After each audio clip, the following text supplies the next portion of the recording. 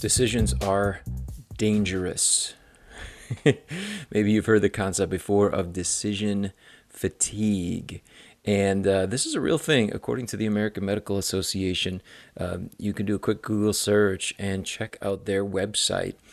And you'll find that decision fatigue there is defined as a state of mental overload that can impede a person's ability to continue making decisions. And I would add this, it doesn't just impede a person's ability to make decisions, because even making or not making a decision is a decision, right? It just means that as we get more fatigued from making decisions, we make worse decisions, right? We don't make the decisions that the person that we want to be would be making, but we make less healthy decisions. So what the psychiatrist here in this article, and I'll link to it in the show notes, explains is that in particular decisions we make over the course of the day, our ability to make more and more decisions over the course of the day becomes worse. The more decisions you have to make, the more fatigue you develop, and the more difficult it can become. And the problem is, you and I make a lot of decisions. We make a ton of decisions day in and day out, especially when it comes to improving our health and fitness. We understand that sometimes those decisions require a lot of energy, a lot of power. We want to make really good decisions. And so the more of those that we have to make, the more effort we put forth to make them, the more likely it becomes, evidently, from this thing called decision fatigue, the more likely it becomes that we are going to make a worse decision down the line, the more decisions that we have to make. So, how can we use this to our benefit? I don't just want to hop in here really quick with this short episode and freak you out about making decisions. What we want to do is use this to our benefit, if at all possible. And here is a little phrase that I've heard. You've probably heard it before. It's been repeated in the circles that I am part of, and it's this: structure equals freedom. And that's the reason that it works, is because of decision fatigue.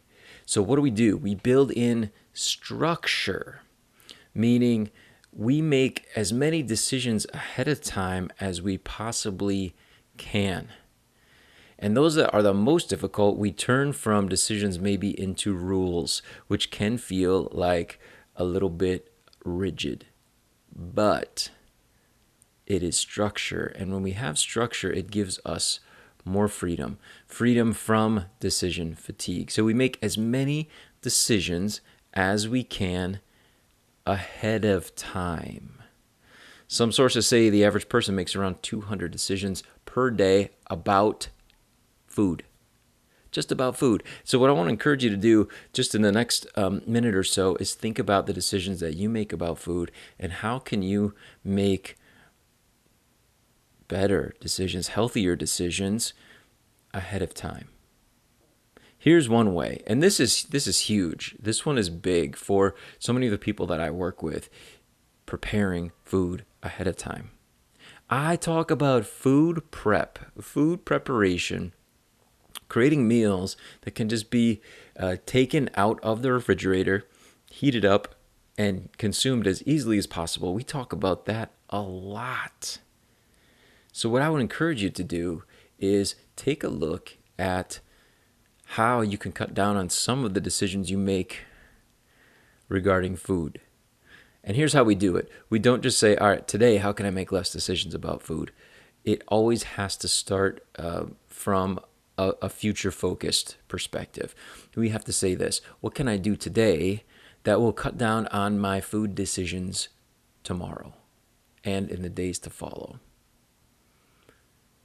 And maybe you're getting some ideas already as we think about this. And I hope you're getting excited about it. Because not only will you be making healthier decisions because you're making less decisions, but you will be less likely to succumb to what we talked about at the very outset of this conversation, decision fatigue. It'll be less likely to affect you when it comes to your food choices and your health and fitness. The reason that we are here together today. So just take some time, maybe just a few minutes.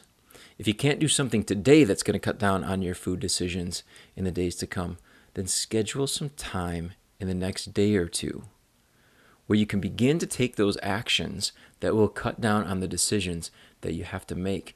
This will help you feel better and help you to continue to improve your health.